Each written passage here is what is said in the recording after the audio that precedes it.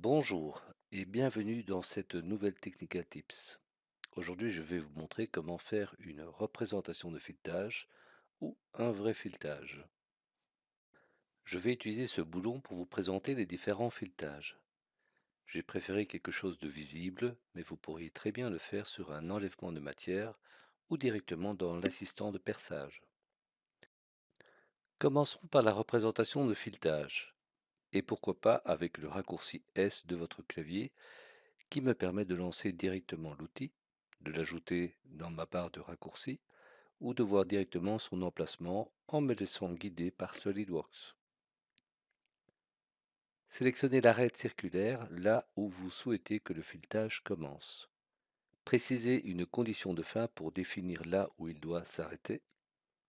Si vous laissez le standard sur aucune, vous pourrez ajouter le texte associé de votre choix. Si vous choisissez un standard, il se fera automatiquement.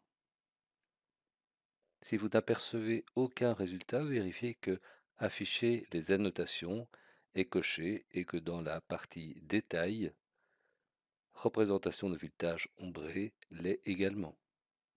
C'est d'ailleurs quelque chose que je vous conseille de modifier dans votre modèle de document, pièces, assemblage et mise en plan pour ne pas devoir le faire à chaque fois.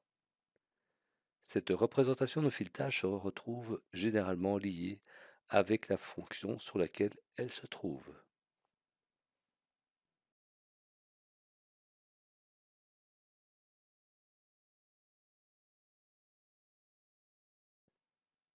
Dans une mise en plan, survolez l'arête où se trouve cette représentation de filetage. Cliquez droit et insérez le symbole pour récupérer le texte associé. Je voudrais juste attirer votre attention sur le fait que si ce composant est inséré dans un assemblage, vous ne verrez pas automatiquement la représentation de filetage dans la mise en plan. Il faudra importer cette annotation à l'aide des objets du modèle.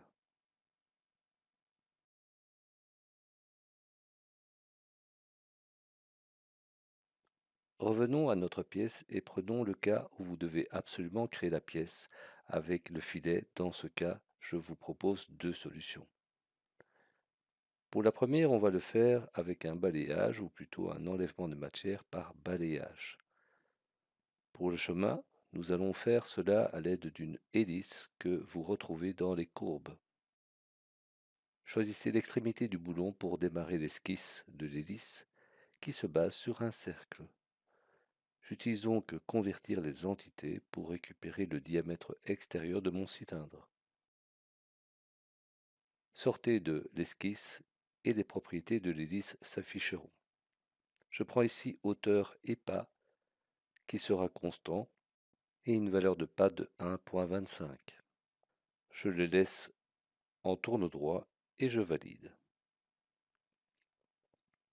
Maintenant que j'ai un chemin, je vais créer un plan normal à celui-ci. Pour cela, je présélectionne la trajectoire ainsi que le sommet du début. Il n'y a plus qu'à valider dans les géométries de référence le nouveau plan.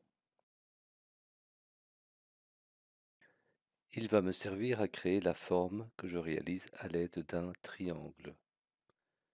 Je ne vais pas le coter, je vais juste créer une relation parallèle entre un des côtés et le bord de mon cylindre.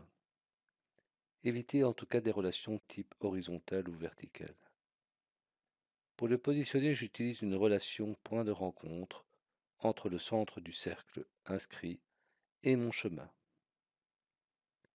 Je peux à présent sortir de mon esquisse et démarrer l'enlèvement de matière, balayer, sélectionner la forme ainsi que le chemin et valider le résultat.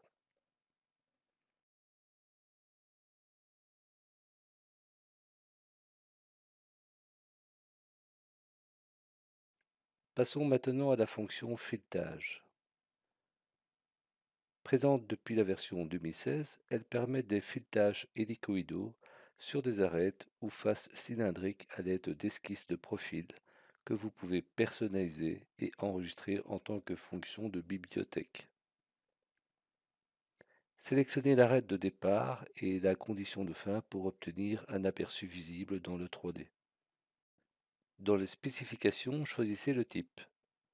Un metric tap sera utilisé plutôt pour creuser de la matière, tandis que le metric die sera pour enlever de la matière autour d'un axe comme ici.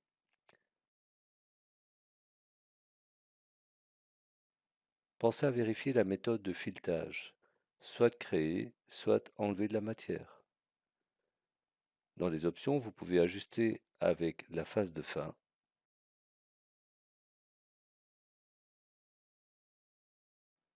Pour le début, je vais créer un décalage pour commencer mon filetage correctement, en douceur.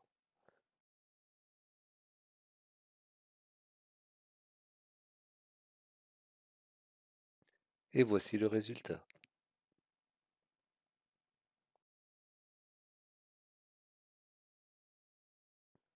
Pour la dernière méthode, j'utilise l'assistant de borne qui est une nouveauté dans les versions 2022. On peut le démarrer directement depuis un cylindre ou depuis une surface. Je n'ai donc plus besoin de mon cylindre puisqu'il va le faire pour moi.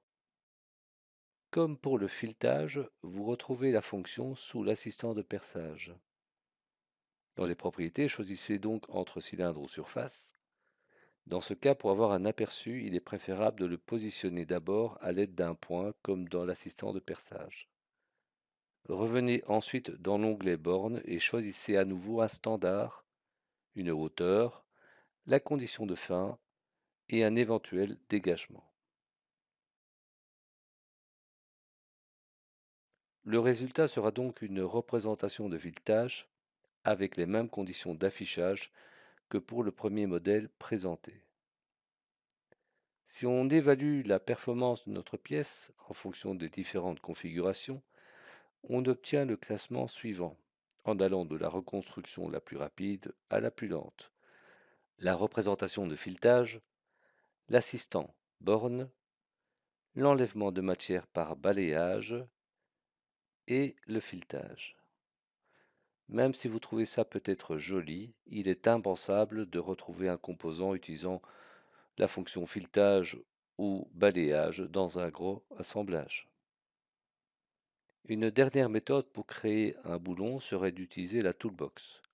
Pour cela, il faut avoir au minimum la version SolidWorks professionnelle. Choisissez la norme et faites un clic droit pour créer la pièce, la longueur du boulon ainsi que son filet. Concernant l'affichage du filetage, justement, vous l'avez compris, utilisez simplifié ou représentation, mais jamais schématique. Encore merci de nous avoir suivis et je vous donne rendez-vous dans une prochaine Technical Tips.